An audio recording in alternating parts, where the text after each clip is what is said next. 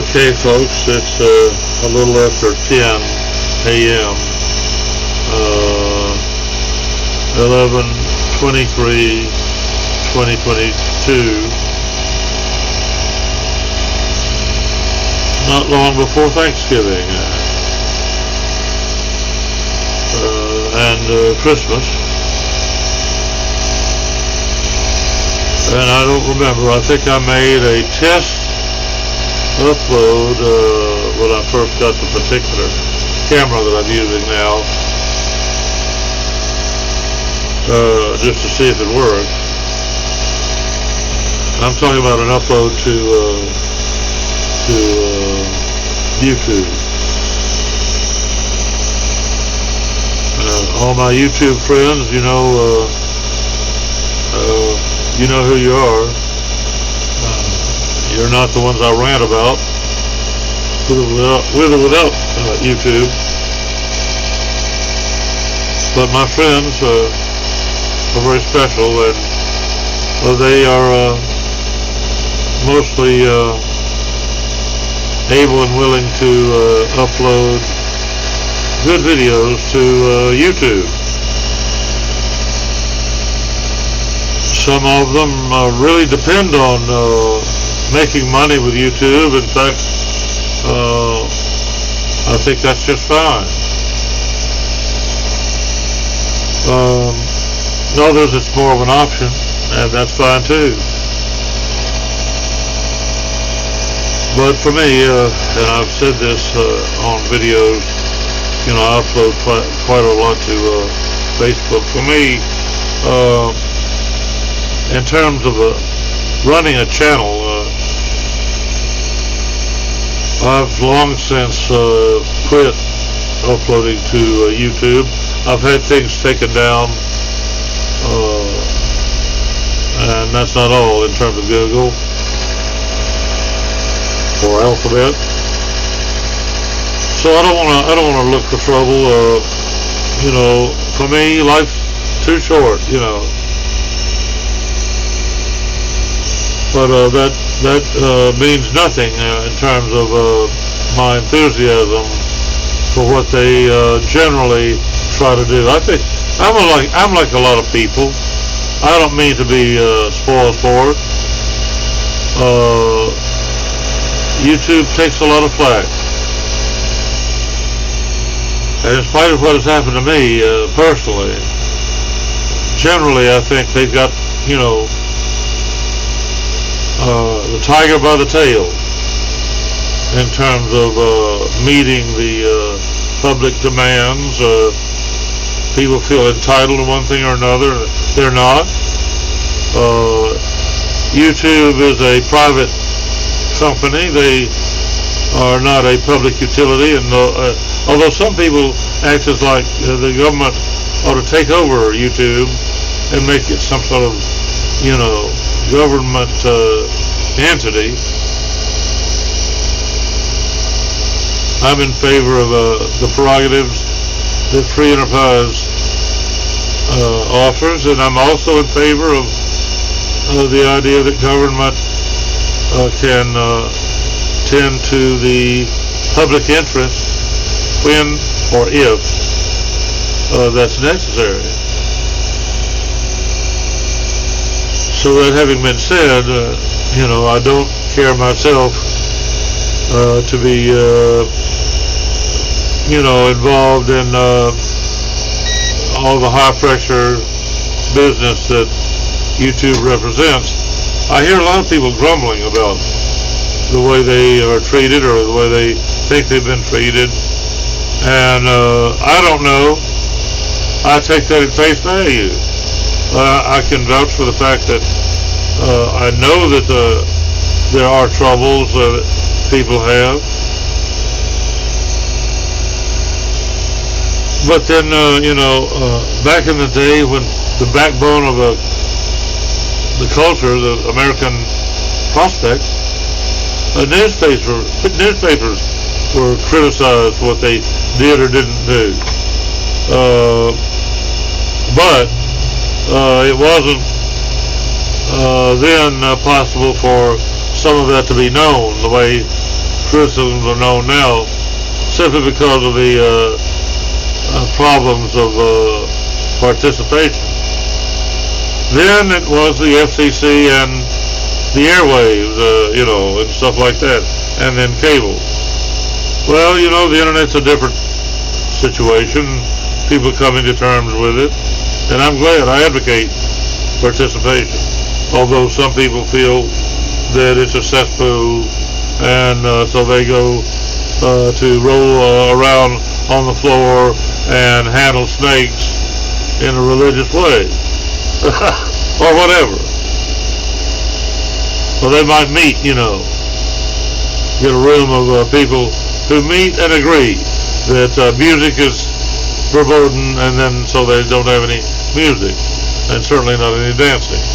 So, people do the best they can. Sometimes I say, that's not good enough, depending on what they want to do, sometimes. Well, what I want to do is say that I'm all for YouTube, but it's come to my attention that some people don't seem to be able to find me on YouTube in a way that makes any sense. I'm not sure that they'll find me in terms of this upload.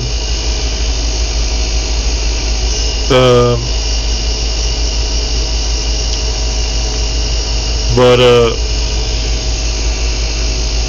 if they do, they'll be directed. I'm in the process of directing them to my Facebook uploads, which are, used more often than other things. And I know people who say, well, I'll use YouTube and Instagram, and that's it. Or maybe only YouTube. And no email address or anything, and not even a description. They'll say, oh, I'm from Timbuktu, and I'm 97 years old, or whatever, okay.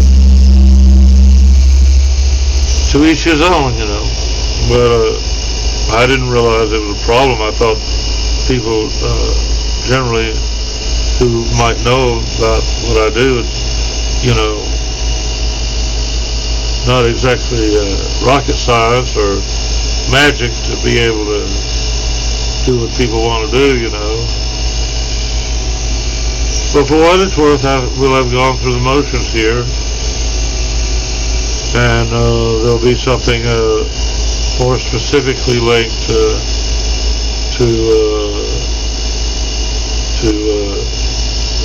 or a link between YouTube and Facebook. But I don't normally upload to YouTube, but visit YouTube and watch movies every day that I can. And then there are a lot of things that impinge on my activities. I have to use this nebulizer all the time now, one thing or another. Various ailments have begun to crop up that are sometimes expected for a diabetic. I became a diabetic a little over 5 years ago, and well, it's just interferes with a lot of things. So I'm here to watch videos, so if any of you have videos available on YouTube, I don't know what to tell you. I've been burned so many times. Have you ever had the feeling that you try to look around and you feel like you've stepped in a cow pie? The only regret is that in case I end up watching one or two about one thing, well then somehow YouTube thinks that I should only be exposed to more of that and not what I like best of all. For example, there were some lectures recently on engineering. Two professors, one from Michigan, and where was the other one? An English engineer, aeronautical engineer. No, I take that back. He was a Boeing fellow, so we tangle a little bit, but that's another story. But then still, YouTube prefers to show me, for a while anyway, everything but that. They don't seem to lurch in that direction. They'll lurch in some other direction, and I don't want to say what I know about that. But like I say, the bottom line is I support what they try to do, even though I feel they could do better, you know. But that's about like observing that Lake Wobegon is populated by, you know, or the population at Lake Wobegon are all above average, you know.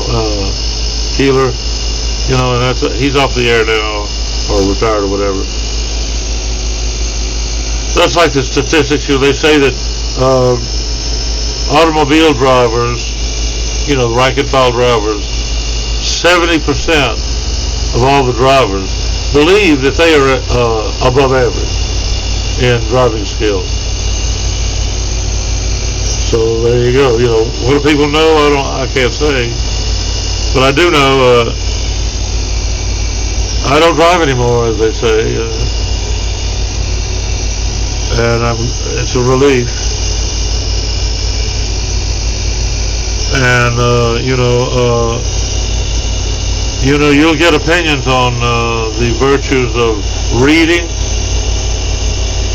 you know, library books or buying books, and I don't argue with that.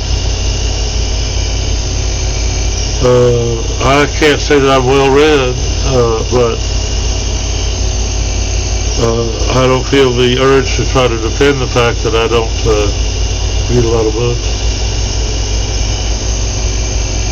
And it's not only because it's harder for me to read, which is also true, because it's also harder for me to watch and listen to videos. In fact, a lot of things are harder to do, but I still try to enjoy what I do, which means trying to find things that I enjoy, and that might be better if some people find that the takeaway is that there's some old grumpy fellow in a nursing home or assisted living room. This is my home.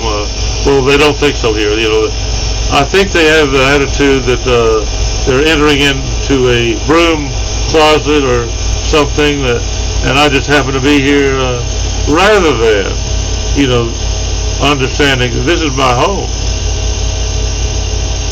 Well, really, it isn't a home, and I'd rather not think about it. I'd rather notice what people are doing that is interesting, not because, you know, of some sort of pathetic yearning to, you know, kumbaya with one person or another, or what you see, you know, on cable TV or satellite TV, these insane fantasy settings, you know, but just good living, people doing this or that. For example, one of my favorite people is an excellent cobbler, or I thought somebody had to do there, but it's not. Okay. And, you know, we just kind of visit, or he visits with anybody watching, while he fixes something, a shoe or a jacket or whatever it is, in leather. And he's won some awards for doing that. He enters, you know, competitions and wins awards. There are tradesmen who do a fantastic job. Dairy farming, dairy farming. Well, there probably are some somewhere, but anyway, dairy farmers who do a wonderful job. I admit, it's wonderful, and you know, my enjoyment is fundamental. Things like that. I find myself being able to just kind of relax during, say, the recent lecture by the Boeing fellow, because he got into some of the philosophical problems of about data, what is useful or not, and then what to do with data, whether formulas or concepts are really useful or not, or whether, you know, this or that or the other is really an issue, and how to juggle priorities and so on. It sort of, you know, takes me back to the days when I worked in Dr. Shepard's research lab at UAB, having to do with medical data, how it's obtained, what to do with it, what can be done with it. And then, of course, you know that my dad taught there briefly. I say briefly, about 6 or 8 years. Before he came home, I remember he came home and said, "That's it, I'm out of here." And he told me why, and it's been consistent too in terms of some departments of their medical school. I think they still have a good dental school, but a lot of it now is the way Dad remembered it, in spite of everything. But anyway, it's great to, you know, have a Boeing fellow talk for a while. And that takes away nothing from anybody else.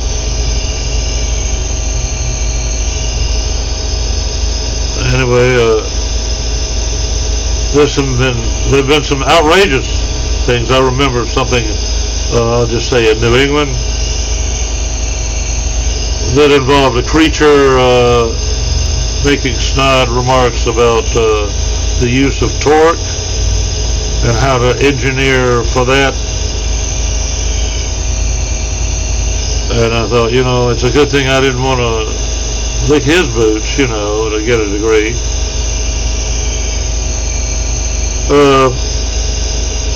But then, for example, an accredited engineer who knows about automotive engineering enough to be thought of as a pro had some funny things to say about torque, or the lack of it, or the of torque in excess when you consider the cost. So, you know, and from the point of view of a young man who is not too far away from the Fonz, but far enough away not to overlook good engineering. Not that the Fonz ever overlook good engineering, but, you know, his motorcycle was not the way I would want to get around. Anyway, so, but, yeah, do I enjoy videos? I don't know, I can't generalize, but I guess this is 18 minutes. I will try to label this in a way that is be very brief in terms of a link to Facebook, and then right now I'll call it a day and reload this device here. And let's see, it's 10:33 a.m. and I've talked over 19 minutes. And greetings from YouTube. A rare visit this way, and okay. Take care. Bye.